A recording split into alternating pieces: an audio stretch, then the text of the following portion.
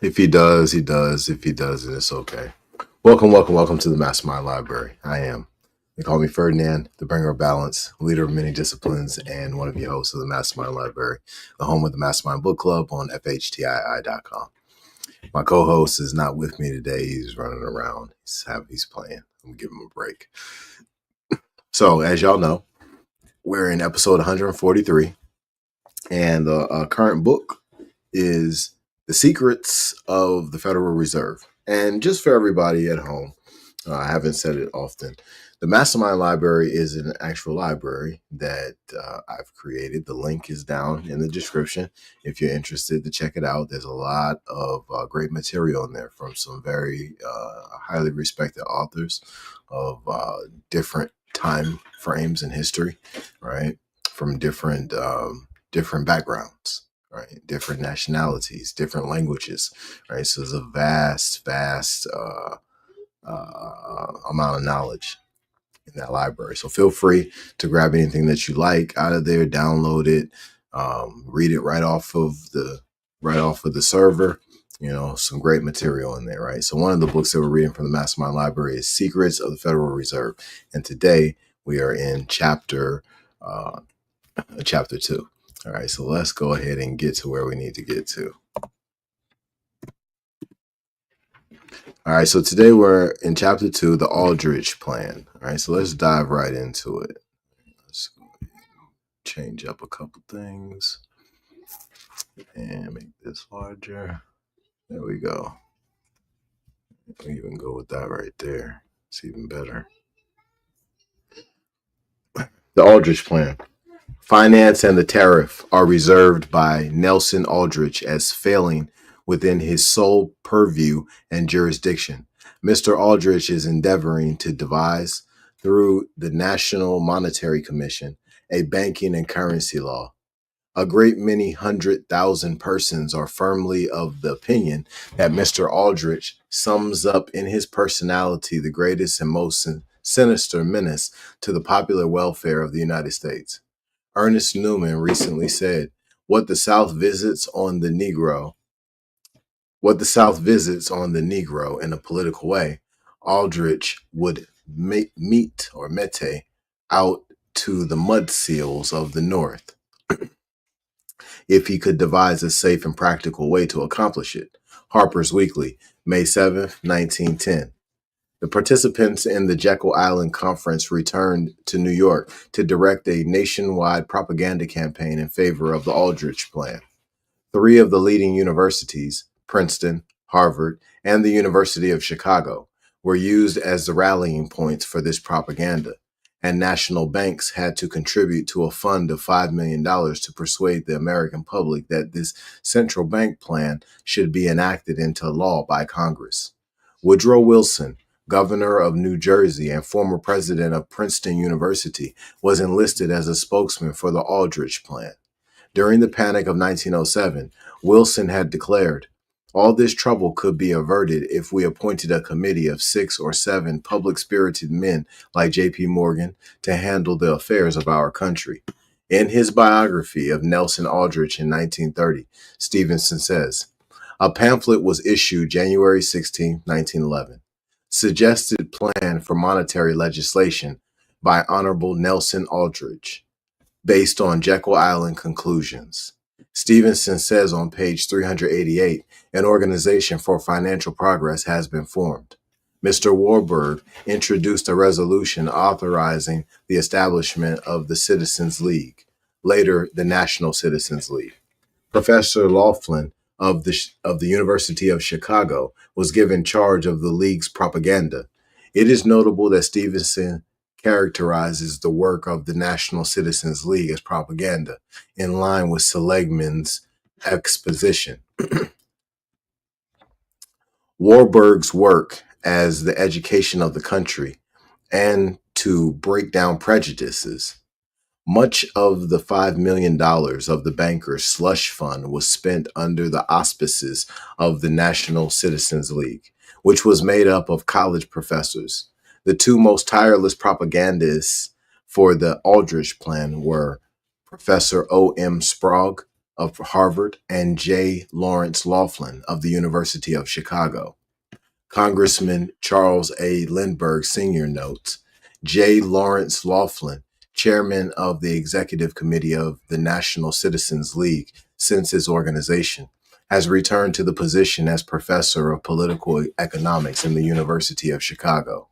In June 1911, Professor Laughlin was given a year's leave from the university that he might give all of his time to the campaign of education undertaken by the League. He has worked indefatigably, and it is largely due to his efforts and his persistence that the campaign enters the final stage with flattering prospects of a successful outcome. The reader knows that the University of Chicago is an institution endowed by John D. Rockefeller with nearly $50 million. In his biography of Nelson Aldrich, Stevenson reveals that the Citizens League was also a Jekyll Island product. In Chapter 24, we find that the Aldrich Plan was represented to Congress as a result of 3 years of work, study, and travel by members of the National Monetary Commission, with expenditures of more than $300,000. Testifying before the Committee on Rules, December 15, 1911, after the Aldrich Plan had been introduced in Congress, Congressman Lindbergh stated, "Our financial system is a false one and a huge burden on the people. I have alleged that there is a money trust. The Aldrich Plan is a scheme plainly in the interest of the trust. Why does the money trust press so hard for the Aldrich Plan now, before the people know what the money trust has been doing?" Lindbergh continued his speech. The Aldrich Plan is the Wall Street Plan. It is a broad challenge to the government by the champion of the money trust.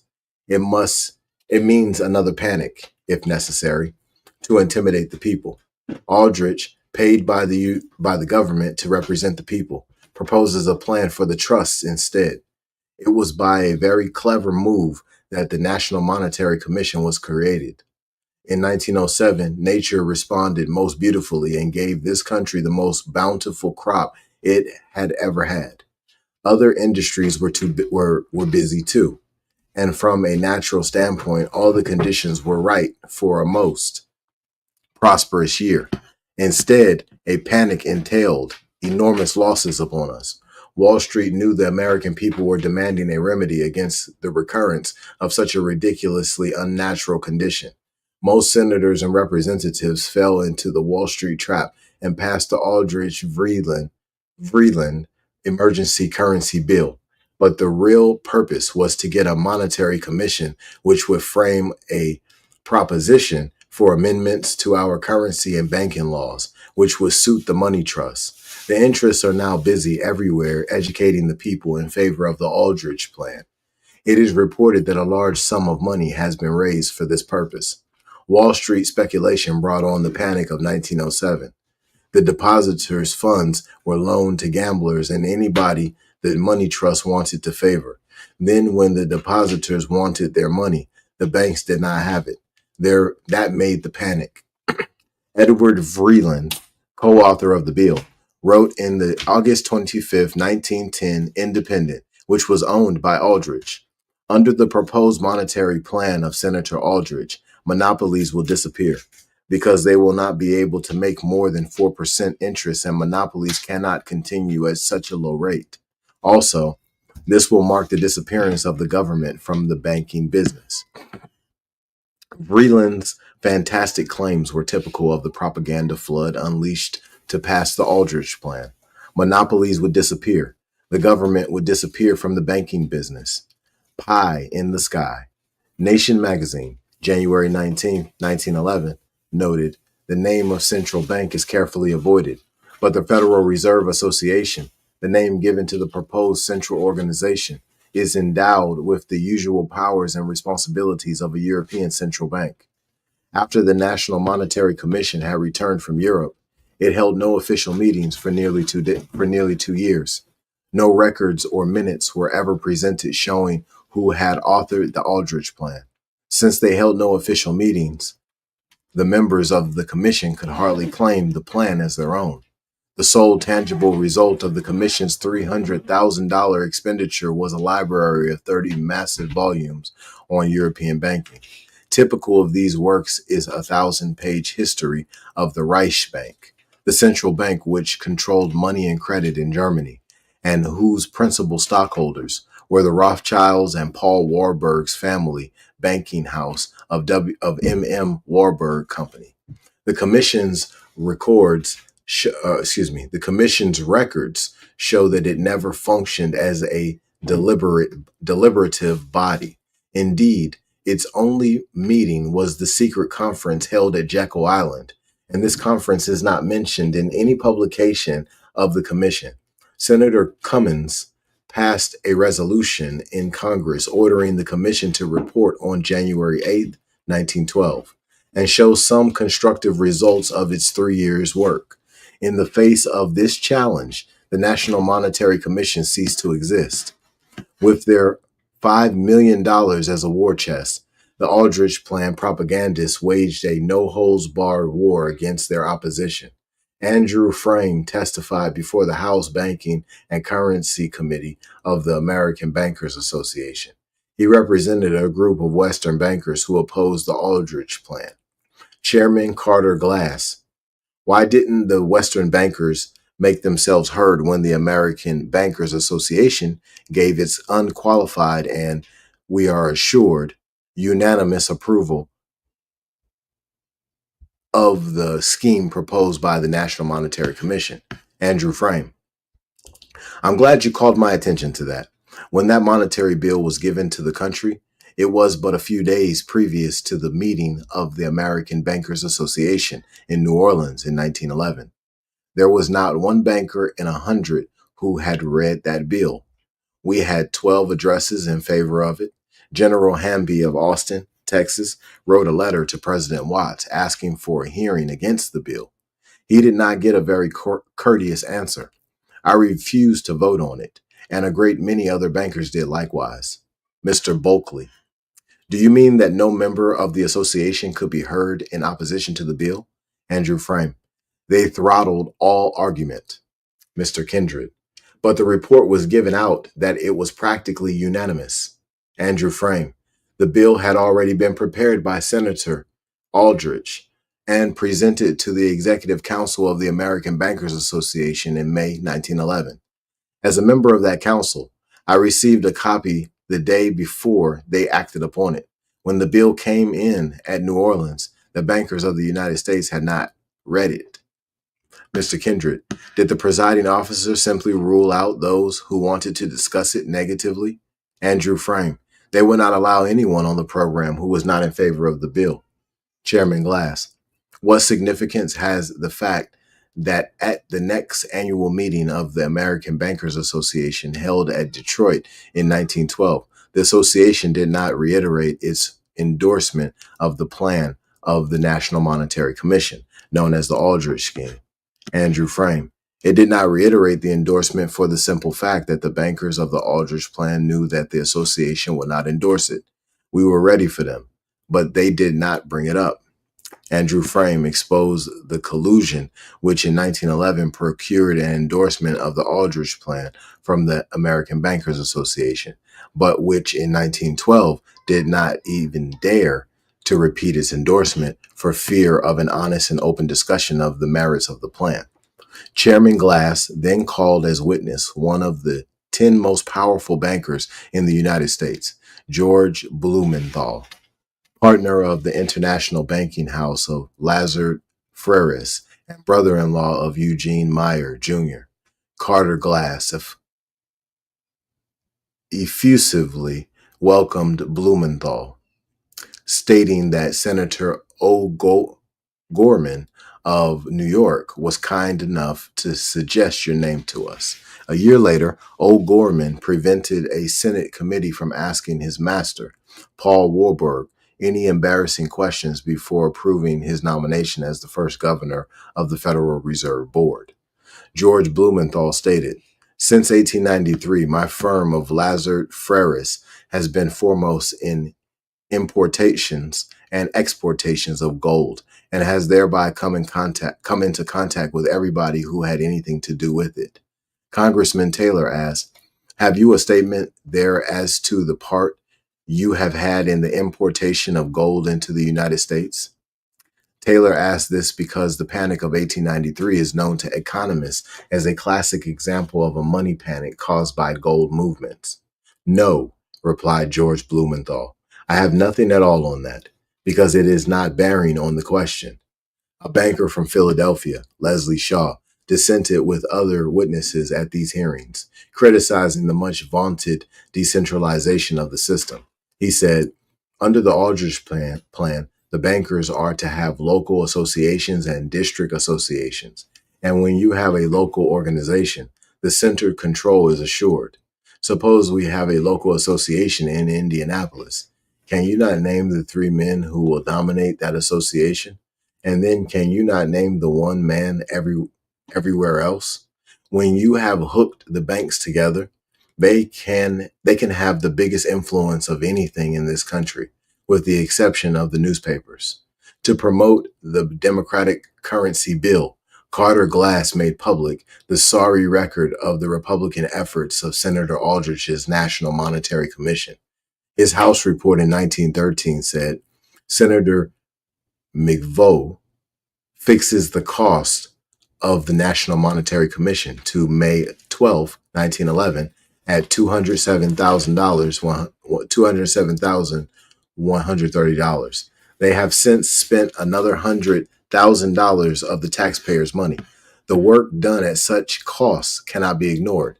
But having examined the extensive literature published by the Commission, the Banking and Currency Committee finds little that bears upon the present state of the credit market of the United States. We object to the Aldrich bill on the following points: its entire lack of adequate government or public control of the banking mechanism it sets up, its tendency to throw voting control into the hands of the large banks of the system, the extreme danger of inflation of currency inherent in the system, the insincerity of the bond funding plan provided for by the measure, there being a barefaced pretense that this system was to cost the government nothing, the dangerous monopolistic aspects of the bill. Our committee at the outset of its work was met by a well-defined sentiment in favor of a central bank, which was the manifest outgrowth of the work that had been done by the National Monetary Commission. Glass's denunciation of the Aldrich plan, of the Aldrich bill as a central bank plan, ignored the fact that his own Federal Reserve Act would fulfill all the functions of a central bank. Its stock would be owned by private stockholders who could use the credit of the government for their own profit. It would have control of the nation's money and credit resources, and it would be a bank of issue which would finance the government by mobilizing credit in time of war. In the rationale of central banking, Vera C. Smith, Committee for Monetary Research and Education, June 1981, writes, "The primary definition of a central bank is a banking system in which a single bank has either a complete or residuary monopoly in the note issue. A central bank is not a natural product of banking development. It is imposed from outside or comes into being as the result of government favors. Thus, a central bank attains its commanding position from its government-granted monopoly of the note issue. This is the key to its power. Also, the act of establishing a central bank has a direct inflationary impact because of the fractional reserve system, which allows the creation of book entry loans and thereby money a number of times the actual money which the bank has in its reserves, in its deposits or reserves. The Aldrich plan never came to a vote in Congress because the Republicans lost control of the House in 1910 and subsequently lost the Senate and the presidency in 1912. And that concludes chapter 2.